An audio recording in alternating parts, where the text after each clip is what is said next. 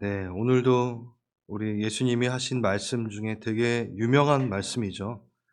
네, 진리가 너희를 자유롭게 하리라. 대학 총장실 벽에 이 액자에 붙어 있는 말, 그쵸? 실제로 연세대학교 그 건학 정신이 이거예요. 진리가 너희를 자유롭게 하리라.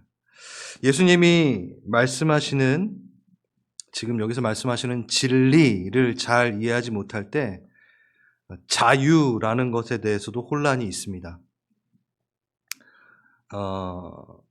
그러니까 이 진리를 제대로 이해해야지 무슨 자유를 말하는지 이해가 된다라는 거죠. 믿지 않는 자들이 볼 때, 믿는 자들과 자신을 비교해 볼 때 누가 더 자유할 거라고 생각을 할까요?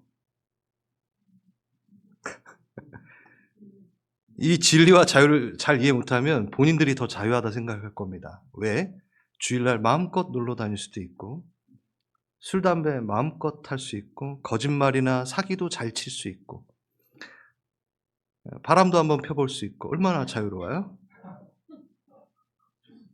좀 믿고 마음에 안 드는 사람 좀 뭉개버릴 수도 있고, 미워할 수도 있고, 자유롭잖아요. 시기 질투도 할 수 있고, 특히 돈도 사랑할 수 있고, 얼마나 자유로워요. 그들이 볼 때는 본인들이 훨씬 자유롭다. 왜? 교회 나갔더니만 뭐 하지 마라, 뭐 하지 마라. 그리고 뭘 또 하라는 게 이렇게 많은지, 사랑해라, 양보해라, 섬겨라, 도와줘라, 나눠줘라. 아마 그들이 볼 땐 본인들이 더 자유하다 생각할 겁니다. 혹시 여러분도 그러게 이러시면 안 돼요 지금. 어머나. 예. 저도 철이 없이 굴 때, 물론 지금도 철 없지만 5살 때 주님을 기적적으로 만났어요. 전 치유의 그 기적을 통해서. 그리고 그 다리에 상처가 이렇게 아직도 있습니다. 골수염 수술을 해서 양쪽에 이만한 상처의 길이가 그대로 있어요. 지금도. 그래서 제가 철 없을 때 어땠는 줄 아세요? 이 다리 상처만 보면 그 예수님이 꿈에 나타나셔서 막 예수님 실제로 막 천군 천사 막 전 보고 막 그랬거든요. 그게 기억이 나니까 너무 놀고 싶은데 대학 때 어떻게 했는지 아세요? 반바지를 안 입고 다녔어요. 이게 보면은 예수님 생각나니까. 그래서 주님 좀 놀게요. 그때 어떻게 했냐면 저에게 자유를 주세요. 좀 놀 수 있는 자유를 주세요. 네, 그래서 진짜 놀았습니다. 그게 자유인 줄 알고 강남역의 모든 나이트를 섭렵하며 야, 그래. 자, 감사합니다. 아유, 옛날에 내 친구들이 보면은 놀랍니다. 아무튼 오늘 말씀의 처음 31절에 어떻게 시작하는 줄 아세요? 예수께서 자기를 믿은 유대인들에게 이르시되. 그런데 이 얘기를 하셨다는 것은 믿었으나 자유롭지 못하고 묶여있는 부분이 분명히 있다라고 말씀하십니다. 그러니까 저도 믿었었거든요. 그런데 전혀 진리와 자유를 전혀 이해 못하고 오히려 다른 것을 자유라 생각하며 그러니까 여전히 죄의 종이 되어 묶여있는 부분들이 있습니다. 지금 오늘 우리의 얘기들을 할 겁니다. 진리를 알지니 진리가 너희를 자유케 하리라. 먼저 진리가 무엇인가를 좀 봅시다. 보편적으로 승인할 수 있는 불변적으로 알맞는 보편타당한 법칙이나 사실. 이게 사전적 정의입니다. 보편타당한 법칙, 사실. 그래서 고대, 중대, 현대를 지나서 시대에 따라서 진리에게 다가가려고 수많은 질문들을 했었죠. 철학, 사상, 과학, 종교, 문화 안에서. 그래서 계몽주의 때의 진리가 다르고 실존주의, 과학주의, 허무주의, 포스트 모더니즘 그 시대에 따라서 그 진리의 정의가 막 달라집니다.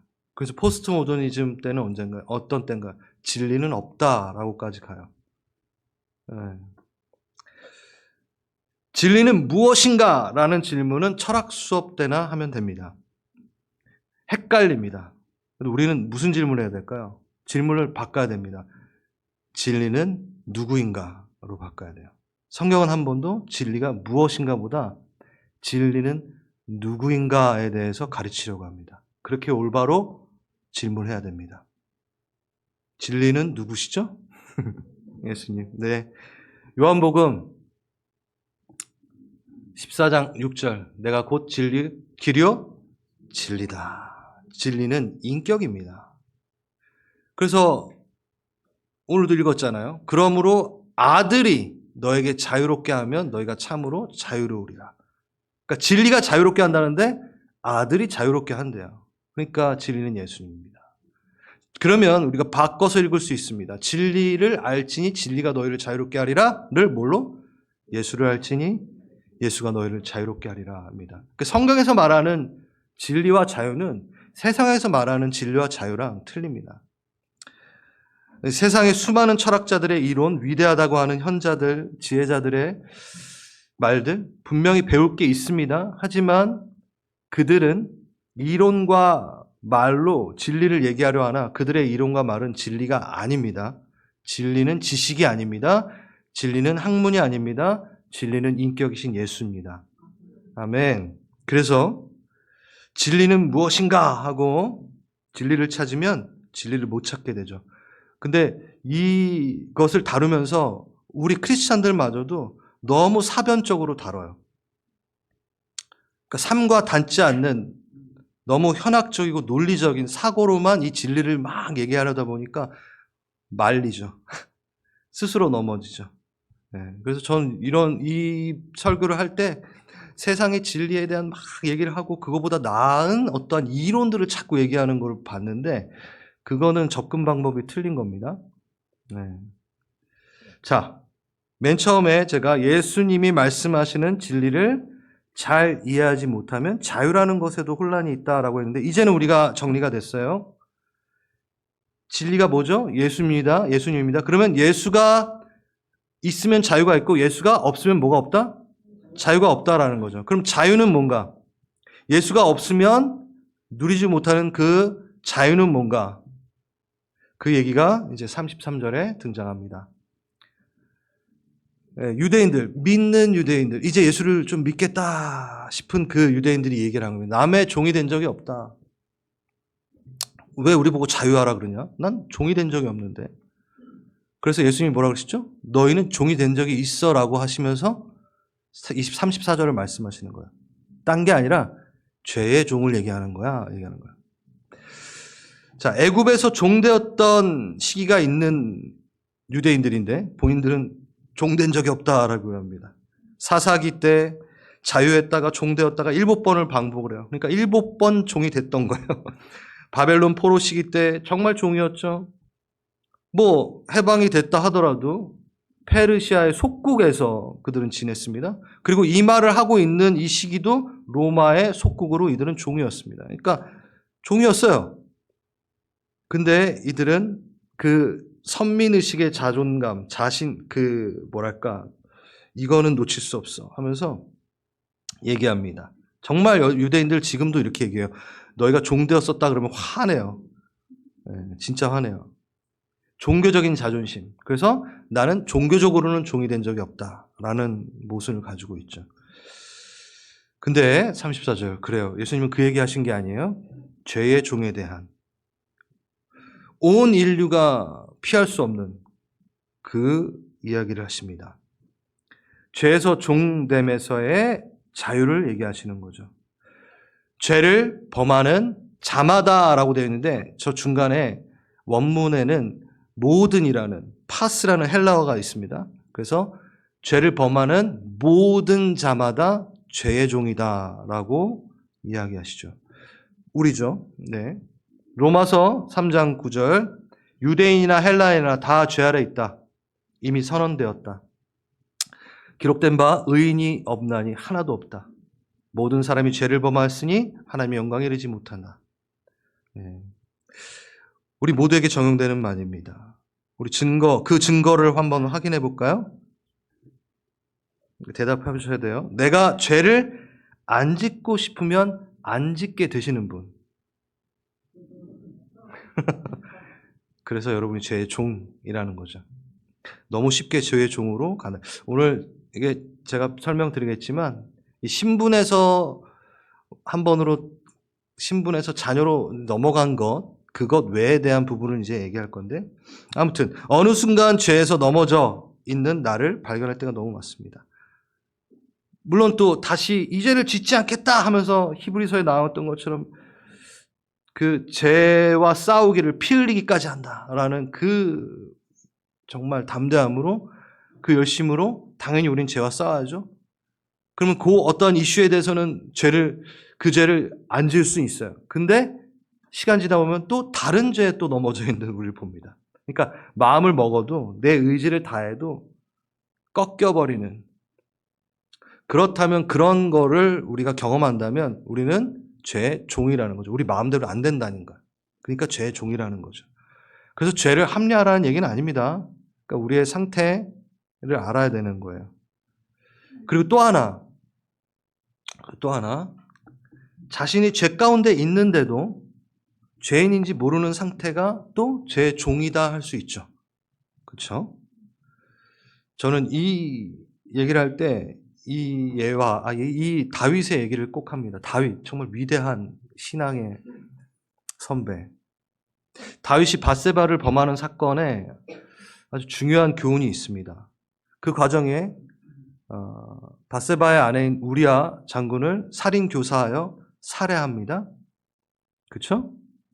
이 죄악이 진행되는 동안 그냥 살인만이 아니라 총 10계명을 따진다면 10계명으로 따진다면 총 4개의 죄를 짓습니다.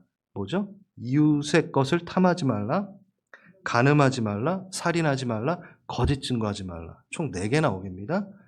그런데 자신이 죄를 지었다는 생각을 이 일이 진행되는 동안 한 번도 안 합니다. 왜일까요? 후에 나단에 의해서 겨우 깨달아 알게 됩니다.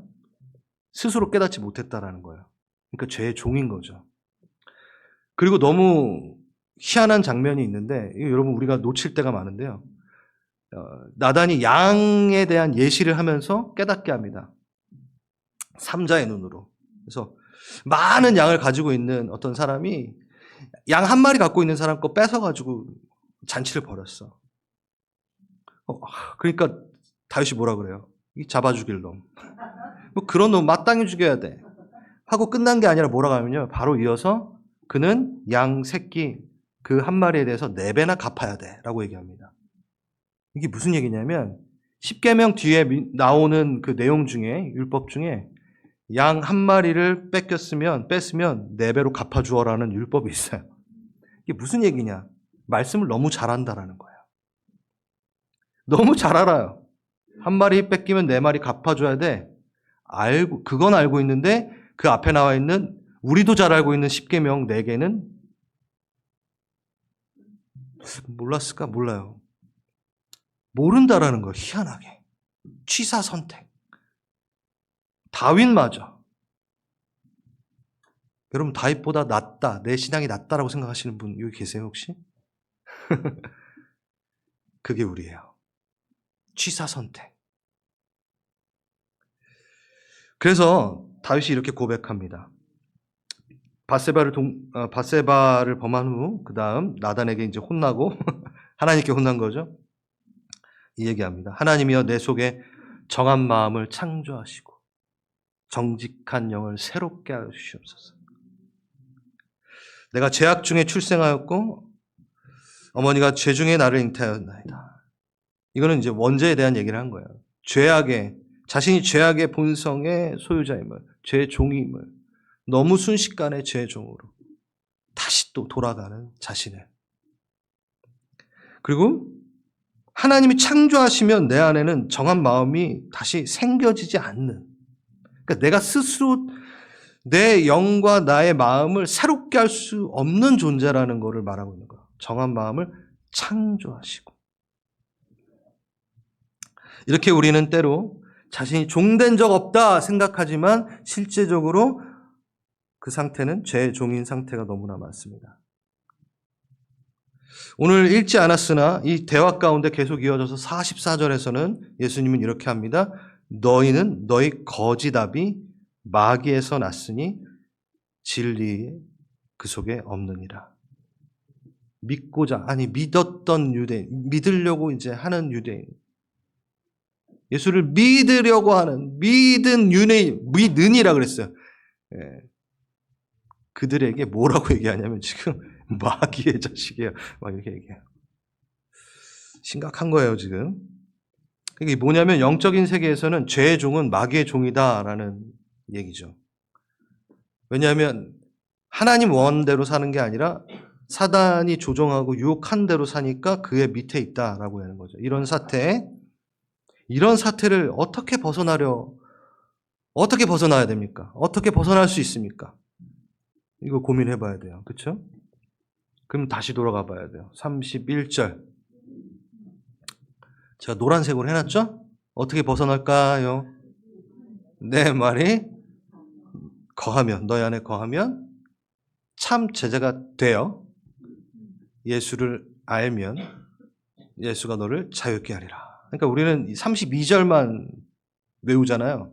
근데 그 앞에가 있습니다.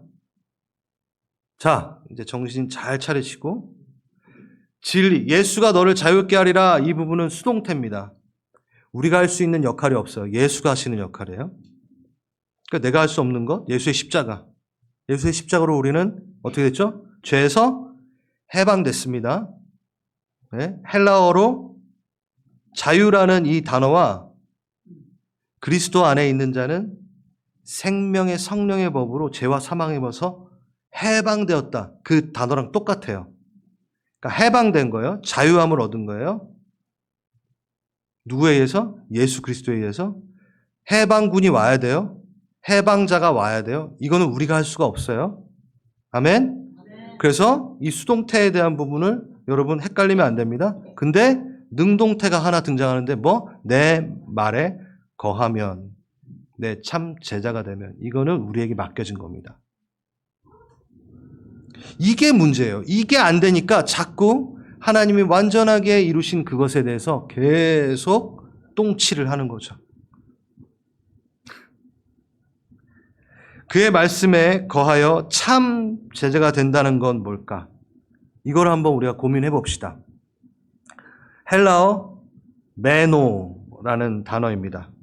메노. 남아있다. 거하다는 남아있다, 거주하다, 계속 살아가다.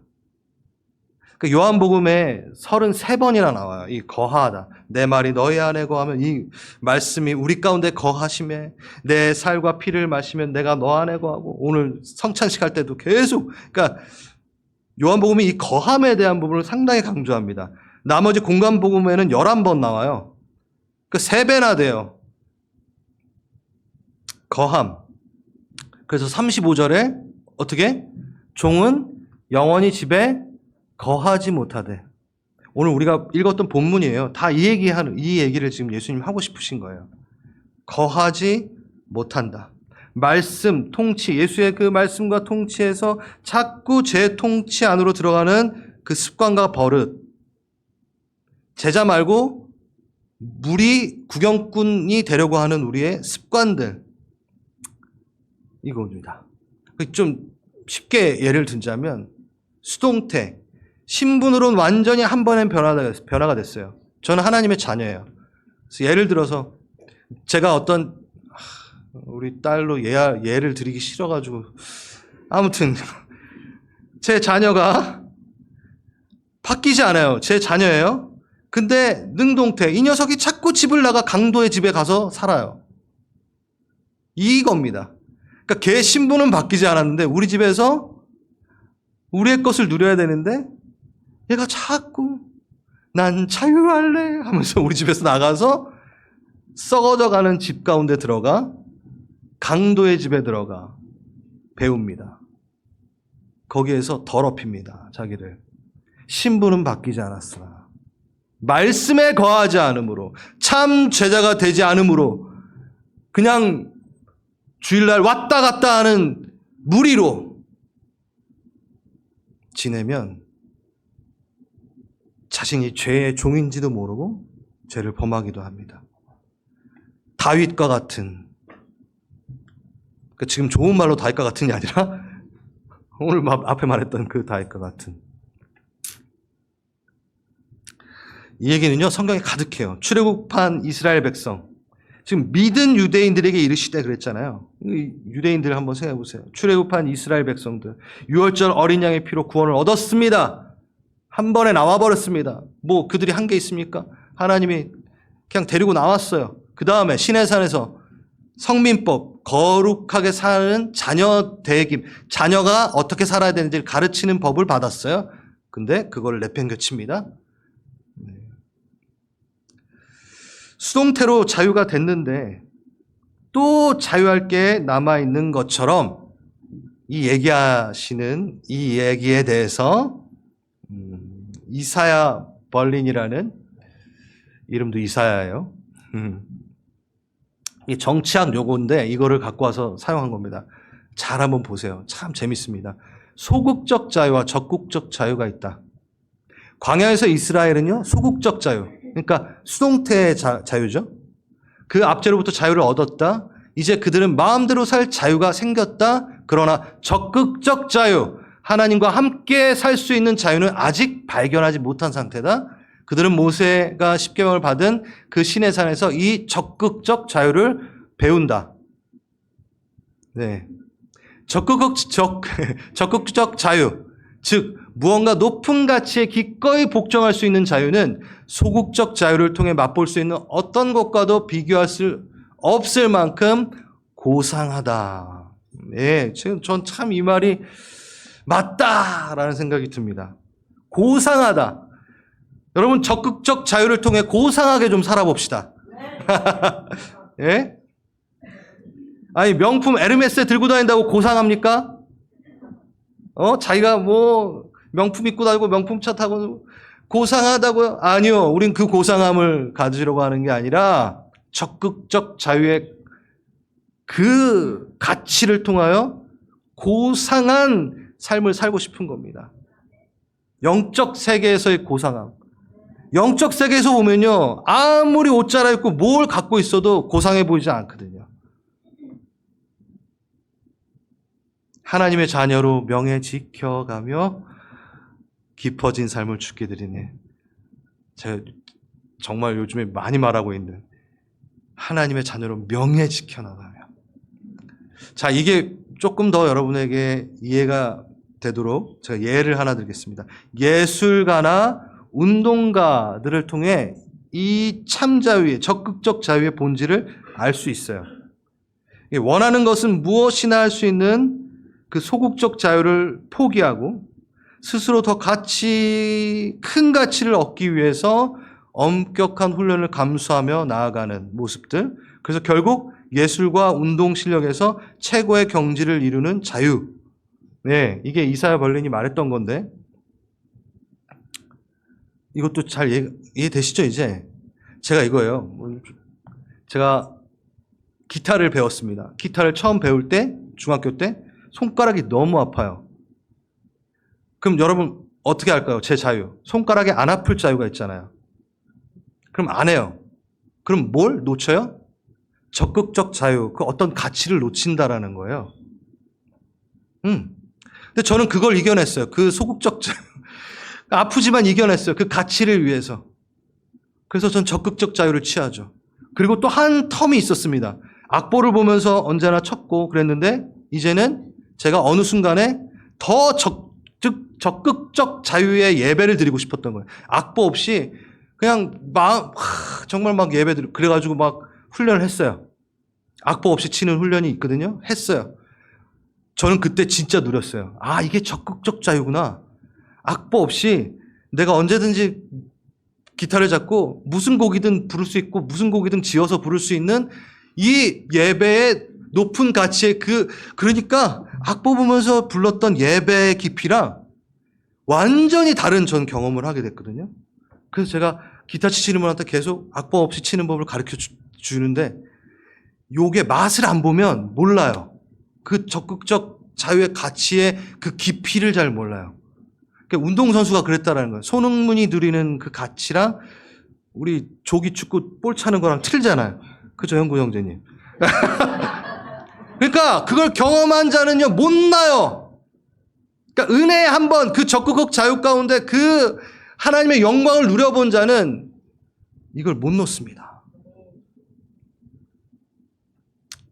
그러니까 그게 연습이 안 되니까 민수기 11장에 보면요, 이들은 광야에서 먹는 것 같고 불평합니다. 그러면서 다시 죄의 종을 그리워합니다. 애굽에서 먹던 거, 주인이 던져주는 대로 종의 신분 안에서 먹던 것들, 그거 민수기에 보면요, 값없이 먹었다 그래요. 그럼요, 값이 없죠.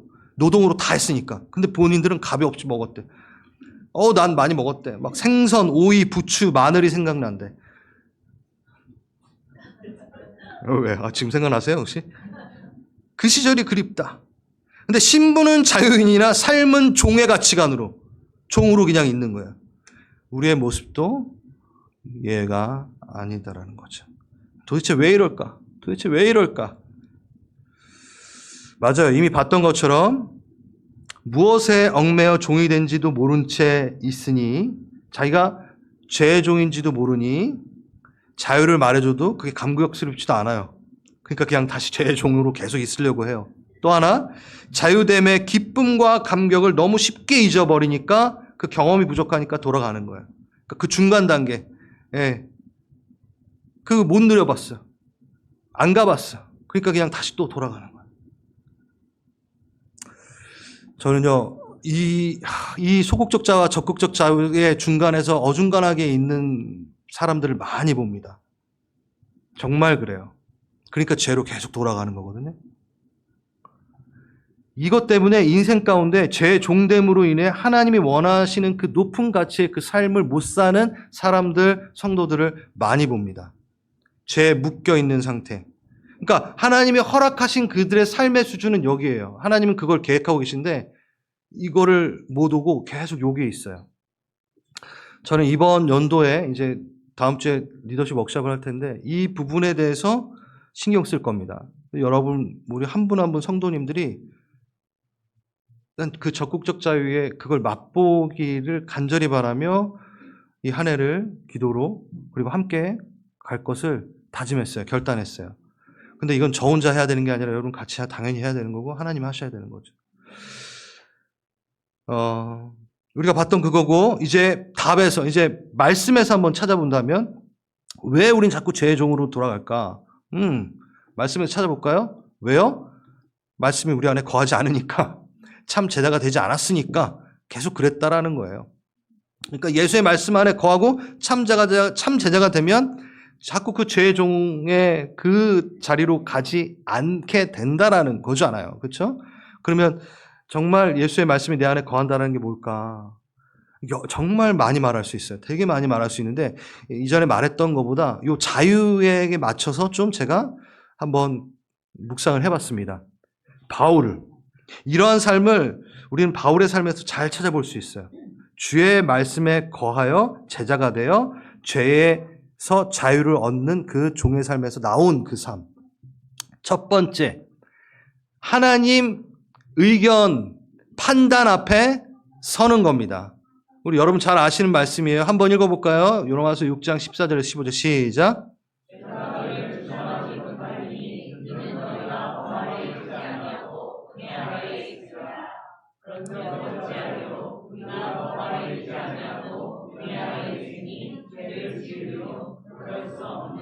아멘. 자, 바울의 자기 정체성의 이해는요, 오직 하나님 은혜의 법 앞에 있습니다. 그 심판 앞에 있습니다.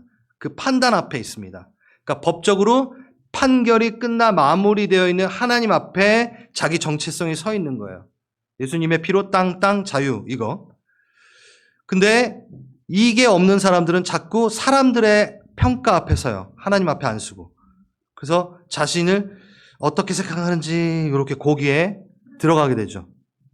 또 자기 자신에 대한 하나님의 의견을 적극 받았는데도 본인 스스로가 또 자기 평가에 의해서 무너질 때가 너무나 많습니다.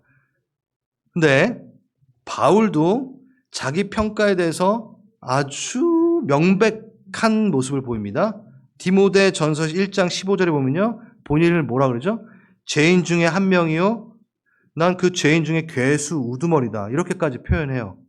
예. 이건 도대체 뭘까?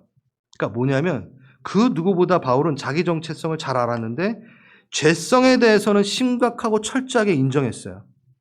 죄성에 대해서는. 자기가 죄인이라는 거는. 하지만 죄와 자신의 정체성을 연결짓지는 않습니다. 그 죄 때문에 자신의 정체성을 손상시키진 않아요. 그러니까 그 신분의 변화에 대해서는 타협이 없었다라는 거예요. 근데 우리는 신분까지도 타협해서 이제 무너지는 스타일인 거죠, 우리는. 근데 바울은요, 명확했어요. 죄에 대해서는 파악했어요. 심각하구나. 내가 이 죄를 갖고 여전히 나는 그렇구나. 근데 신분에 있어서는 절대 타협하지 않습니다. 그러니까 아름들이 뻗어 있는 그 튼튼한 나무가 이렇게 있는데 신분이죠, 이게. 그러면 죄가 가끔 새가 와가지고 새똥이 뿌려져요. 아니면 기생충이 붙어요. 그게 이 아름드리 나무를 파괴할 수는 없는 거죠. 비 내리면 씻겨 내려가는 정도. 그러니까 바울은 그 정체성이 있었던 거예요. 내가 예수와 함께 이 죄와 싸울 수 분명히 있고 그 죄가 나를 완전히 그 신분까지 파괴할 수 없구나. 이 명백한 자기인식. 그러니까 반대로 또 우쭐하지도 않아요. 자기가 죄인 중에 괴수라고 괴수 중에 우두머리라고 말했던 것처럼 우쭐하지도 않아요. 그러니까 겸손하면서. 여러분 이거 기막힌 겁니다. 하나님의 의견, 하나님의 판단 앞에 쓰는 거.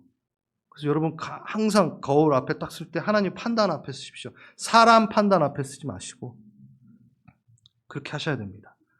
근데 계속 세상 법정에 끌려가서 거기 앉아서 울지 마시고 하나님의 법정 앞에 항상 쓰십시오. 그러면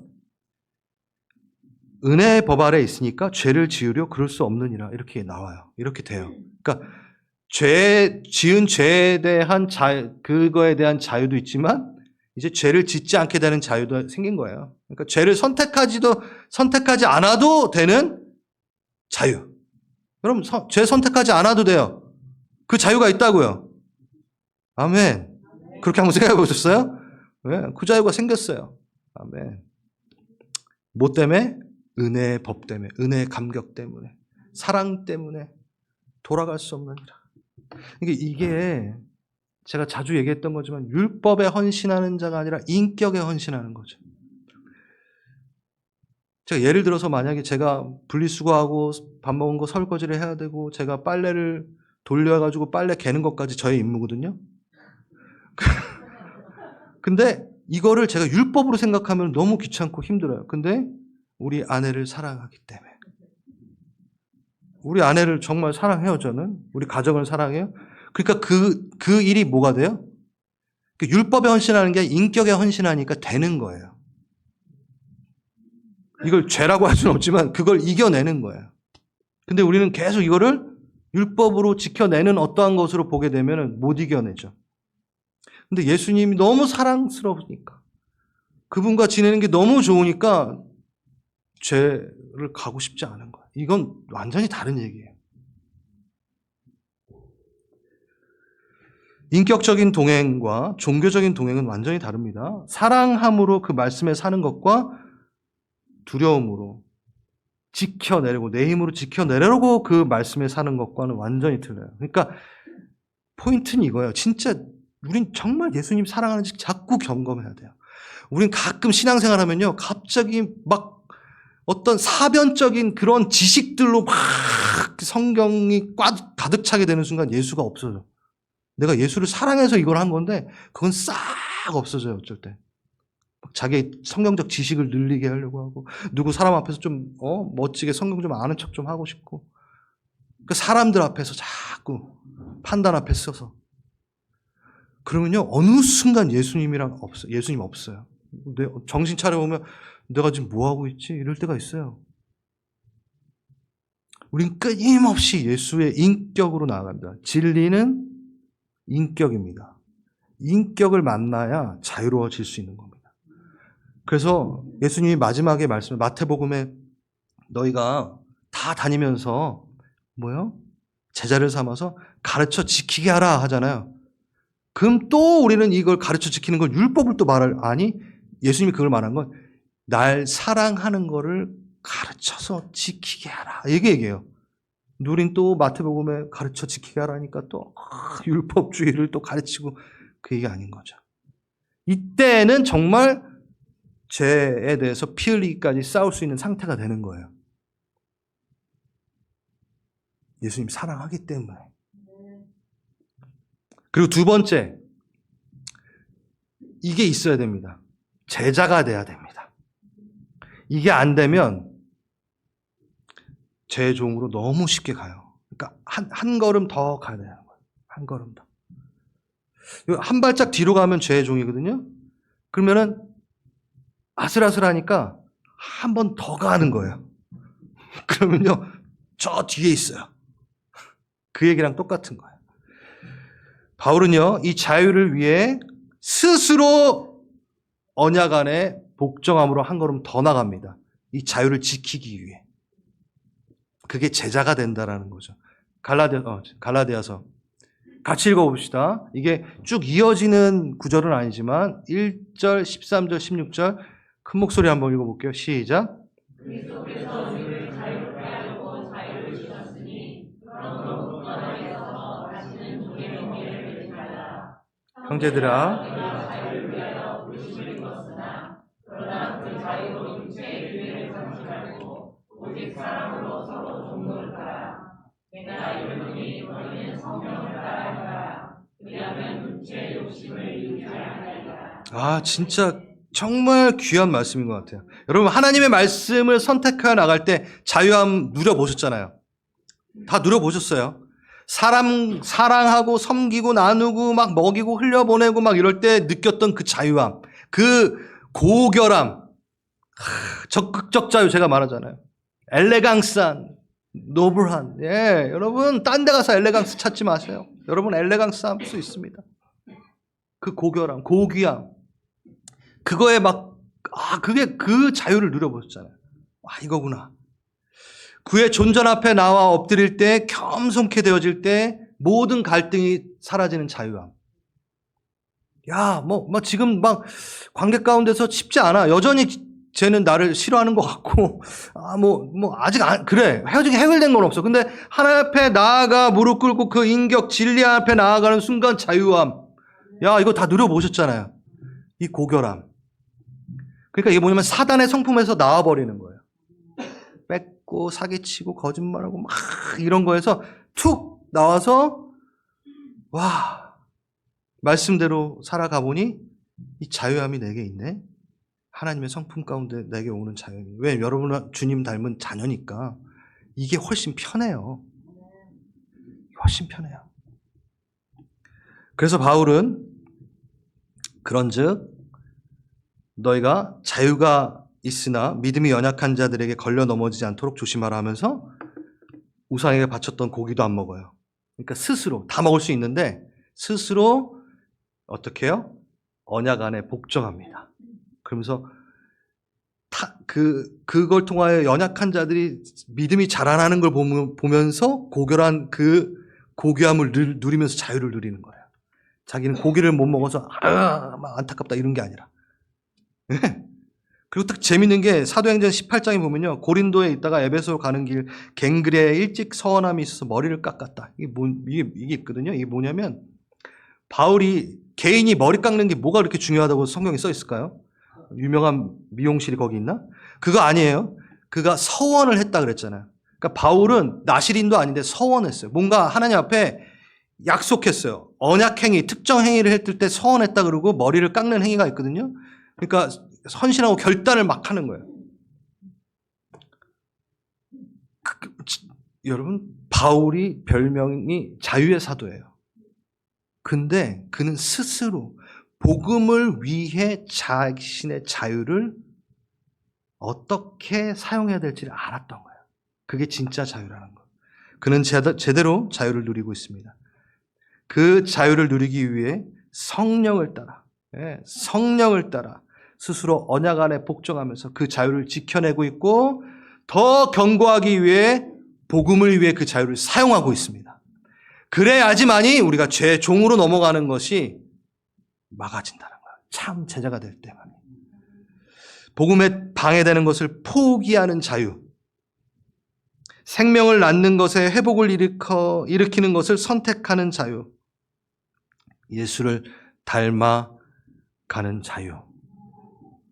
이게 진짜 자유다 싶어 바울은 가는 거죠. 마무리합니다. 이것을 오늘부터 우리도 누릴 수 있다라는 거죠. 아멘. 내 말에 거하면 참으로 내 제자가 되고 예수를 알지니 예수가 우리를 자유케 할 것이라. 거해야 됩니다. 누가 예수가 내 안에 가고 내가 그 안에 거해야 됩니다. 이 말 너무 많이 들어보셨지만 바울의 이 두 가지를 좀 새롭게 그 고결하고 고상한 삶으로 우리가 좀 나아가 봐야 돼요. 주님 내 안에 거하십시오. 그 성탄절에 갑자기 생각났는데 성탄절에 예수님을 잉태한 마리아가 요셉이 막 방이 없어가지고 막 돌아다니잖아요. 네? 빈방 없어요. 막 이러면서 빈방 없어요. 막. 그 어렸을 때 하엘이가 그걸 같이 어디서 봤는지 모르는데 그걸 보고 있는데 갑자기 하엘이가 옆에서 우리 집에 방 많은데 너무 예쁘죠. 아니 우리 딸이라서 예쁜 게 아니라 주님 우리 방이 내 방 일로 오세요. 여러분 가능하십니까 지금? 내 안에 들어오십시오. 여기 방 많습니다. 지금 여기 깨끗이 성령에 의해서 청소했습니다. 들어오십시오. 내 안에 거하십시오. 그 안에 자유함을 내가 누리겠습니다. 계시록에 볼지어다 내가 문 밖에 서서 두드리노니 이 추운 겨울날 주인 예수님 밖에 내놓으시면 안 됩니다. 내 음성을 듣고 문을 열면 내가 너에게 들어가 내가 너로 먹고 너가 나로 먹으리라. 예수님 잘하시는 거 있잖아. 문 뚫고 그냥 들어오실 수 있죠. 뿅 하고 들어오실 수 있는데 안 들어오신대. 똑똑똑 하고 오신대. 왜? 참. 그 능력으로 문 다 부시고 들어오실 수 있는데 밖에서 똑똑똑 하고 오신대. 자유! 우리에게 자유를 주셨어요. 정말 그냥 다 부시고 들어오시지. 근데 왜 그 자유를 주셨는데? 진짜 사랑을 원하니까. 진짜 사랑을 원하니까 그 자유를 주신 거예요. 만약에 그 자유가 없으면요, 우리는요, 그냥 강압적으로 예수님 사랑하는 거고, 선택의 어떤 자유가 없으면 자유가 없는 거잖아요. 그러니까 그거마저도 주신 이유. 자신을 버릴 수 있고, 자신을 문 밖에 세워서 추위에 덜덜 떨게 만들 수 있는 자유까지 주신 거예요. 왜? 진짜 사랑을 원하니까. 자원하는 그 마음. 그걸 너무 원하시니까. 그 예수님의 심정 느껴지십니까? 자기 생명 다해 다 살으려 놓은 자녀가 문 안 열어놓고 있는데 그것까지도 왜? 진짜 사랑을 원하니까. 그게 예수님이세요. 그럼 저희는 정말 문을 열고 환영해야 됩니다. 주님 오늘도 내 마음에 오셔서 내 안에 거쳐서 쉬십시오. 여우도 쉴 굴이 있고 새들도 자기 둥지가 있는데 나는 머리 둘 곳이 없도다. 그냥 제 종이 안 되려고 하는 정도가 아니라 내 사랑하는 예수, 그 예수를 내 가장 가까이 있는 내 마음속에 모시고 내가 그 고결한 삶으로 그를 높이는 삶을 살기를 너무나 원하기 때문에 우리는 이 삶을 선택하는 자유를 가진 겁니다. 우린 자유를 위하여, 복음을 위하여 이 자유를 사용하는 겁니다. 아멘. 그러길 원하시는 분, 자리에 일어나셔서 기도 한번 합시다.